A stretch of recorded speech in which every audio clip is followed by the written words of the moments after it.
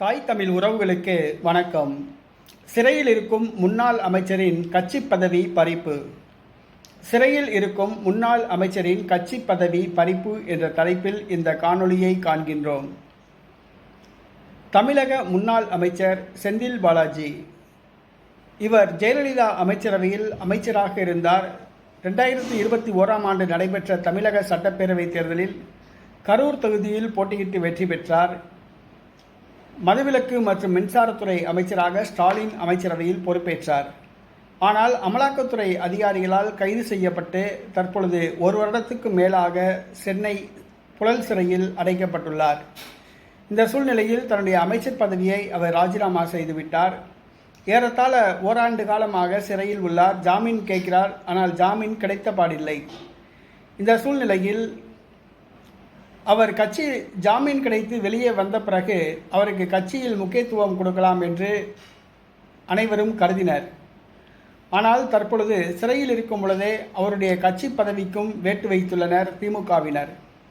அதாவது திமுக தலைமையிடம் கட்சி பணிகள் முடங்கி போய்விட்டதாக கரூர் மாவட்ட திமுகவினர் கூறுகின்றனர். ஆகவே திமுக தலைமை செந்தில் பாலாஜியிடமிருந்து கரூர் மாவட்ட செயலாளர் பதவியை பிடுங்க முடிவு செய்துள்ளதாக கூறப்படுகிறது. அதற்கு பதிலாக வேறு ஒருவரை மாவட்ட செயலாளராக நியமிக்க திட்டமிட்டு வருவதாக கூறப்படுகிறது. அதாவது செந்தில் பாலாஜி அவர்களுடைய மாவட்ட செயலாளர் பதவியை பிடுங்க திமுக தலைமை தயாராகி வருவதாக கூறப்படுகிறது. வேறு ஒருவருக்கு அந்த பதவி வழங்க திட்டமிட்டுள்ளதாக கூறப்படுகிறது. செந்தில் பாலாஜி சிறையிலிருந்து வந்த பிறகு அவருக்கு மீண்டும் அமைச்சர் பதவியோ அல்லது மாவட்ட செயலாளர் பதவியோ வழங்கப்படலாம் என்று கூறப்படுகிறது. ஆகவே இப்பொழுது அவரிடம் உள்ள மாவட்ட செயலாளர் பதவியை பிடுங்க திமுக தலைமை தயாராகி வருவதாக கூறப்படுகிறது.